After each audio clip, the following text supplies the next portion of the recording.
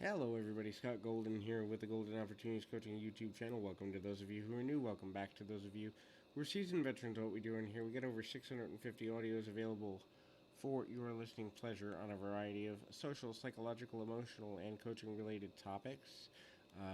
And we try to add content almost on a daily basis, trying to get to be one of the largest resources here. There's a lot of people that have asked why I do a lot of similar videos, and the answer is I don't know who's going to find what audio. So if you're finding something for the first time, I want you to be able to have a sample of what we do.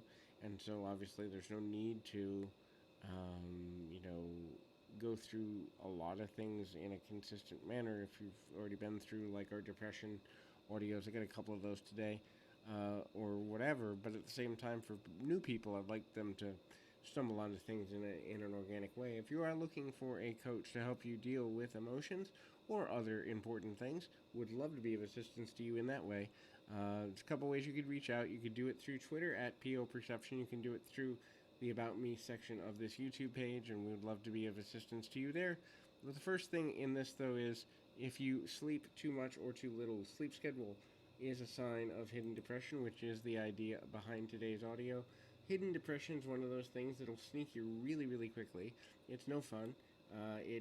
There's a lot of problems that come with it, and a lot of times what happens is people get snuck with hidden depression because they don't realize that they're depressed, and then they are either in denial or they don't think it's that bad. They think what they're going through is normal enough that they don't need to seek help. So certainly if you are dealing with emotional instability and or you're feeling like you might be depressed or might be having other mental and emotional instability issues going on, it's worth taking a look at and seeing maybe I do need some help.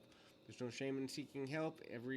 Nearly every person will deal with something of a need for help at some point in the future, and to not look for it is only hurting yourself and those you love. So finding help that works for you can be difficult sometimes, but it's always important to look at the possibility of seeking help. And sleep schedule is a lot, or can be a lot, in relation to how we need to find that and or the way in which we need to go with it.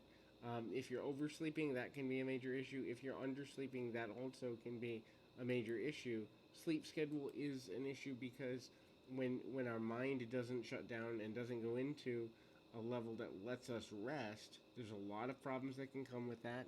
And ultimately, finding a balanced sleep schedule is a challenge that many people who struggle with uh, sleep related issues and depression and other emotional issues often note. And I will say honestly, I've had chronic PTSD for years, and my sleep schedule is finally coming into a meaningful and balanced place. But it's because I've accepted that my nature is I am a second and third shift person, which means I sleep when most people are getting up, and I get up when most people are in the middle of their day or going to sleep. So it's just finding what works within your body, finding what works within your mindset, finding what works for you in a way that makes sense, and also not trying to force yourself to be something you're not. And that's super important. The next thing um, is to kind of look at the possibility of your diet being an issue. So if you're overeating or undereating, again, over under is a big thing in the sense of if you're overeating, it's a sign that you're trying to escape through food. If you're undereating, it could be a punishment mentality or some form of idea that you need to look a certain way, be a certain way. If your eating schedule changes, if you binge or purge, if you have eating disorder tendencies, that's another sign that you're dealing with depression, and it can be very overwhelming in a variety of ways. The next thing is self-criticism.